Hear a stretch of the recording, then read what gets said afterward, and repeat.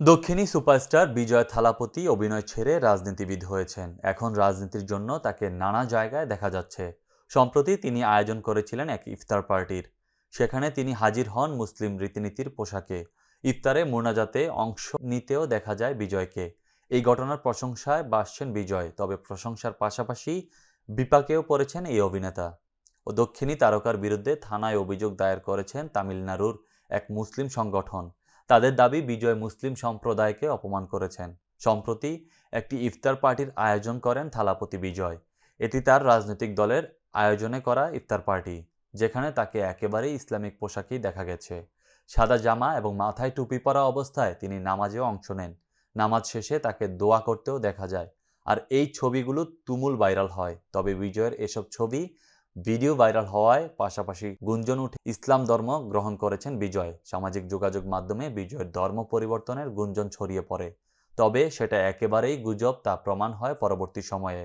কিন্তু এরই মধ্যে ইফতার পার্টি নিয়ে নাখোশ এক মুসলিম সংগঠন।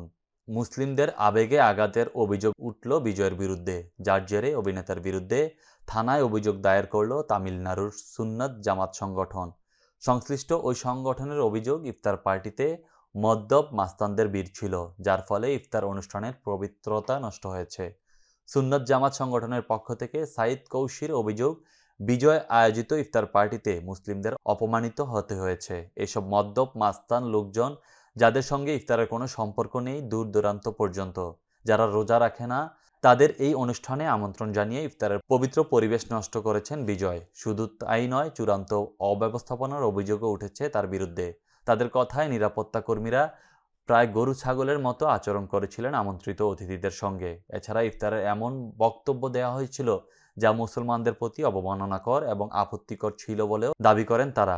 গত 7 মার্চ শুক্রবার রমজান উপলক্ষে চেন্নাইয়ের বিশেষ ইফতার মাহফিলের আয়োজন করেন থালাপতি বিজয়। থালাপতি বিজয় সর্বধর্ম, সব শ্রেণী পেশার মানুষের কাছেই সমান জনপ্রিয় একজন তারকা।